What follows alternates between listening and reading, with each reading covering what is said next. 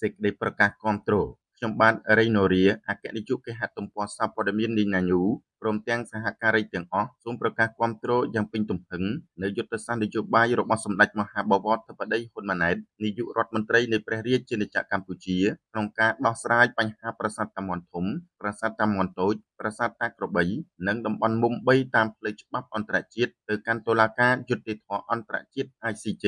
ស្របពេលដែលស្ថានភាពឈានដល់ចំណុចក្តៅនៅតំបន់មុំ3ប្រាសាទតាមាន់ធំប្រាសាទតាមាន់តូចប្រាសាទតាក្របីមានសកម្មភាពជាបន្តបន្ទាប់របស់ក្រុមជ្រុលនិយមមួយចំនួនតូចបានបំផុសចលនាជាតិនិយមក្នុងប្រទេសទាំងពីរដែលអាចឈានទៅដល់ការប្រជុំមុខដាក់គ្នាជាថ្មីនៅពេលខាងមុខ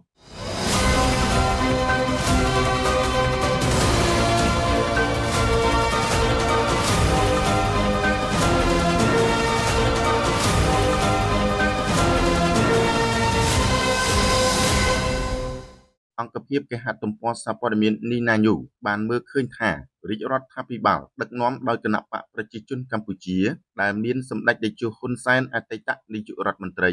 និងសម្ដេចធិបតីហ៊ុនម៉ាណែតនាយករដ្ឋមន្ត្រីបច្ចុប្បន្នមានគោលជំហរច្បាស់លាស់ម៉ឺងម៉ាត់ឥតងាករេគឺការពារឲ្យបានជាដាច់ខាតនៅសុខសន្តិភាពស្ថិរភាពនយោបាយអធិបតេយ្យភាពជាតិនិងបូរណភាពទឹកដីទោះក្នុងតម្លៃណាក៏ដោយនេះគឺជាភាពកក់ក្ដៅដែលរាជរដ្ឋាភិបាលធានាជូនជាតិនិងប្រជាពលរដ្ឋខ្មែរទាំងក្នុងអតីតកាលបច្ចុប្បន្ន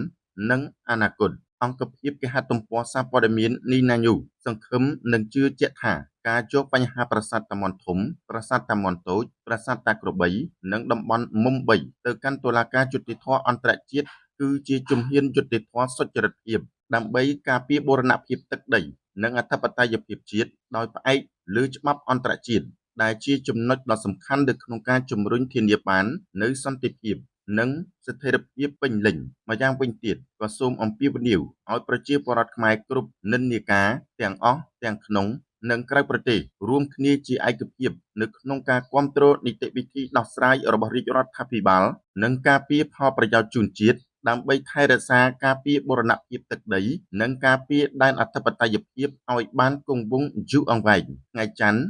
7 កើតខែជេសឆ្នាំម្សាញ់សប្បស័កពុទ្ធសករាជ2569ក្រុងព្រះសីហនុថ្ងៃទី2 ខែមិថុនាឆ្នាំ2025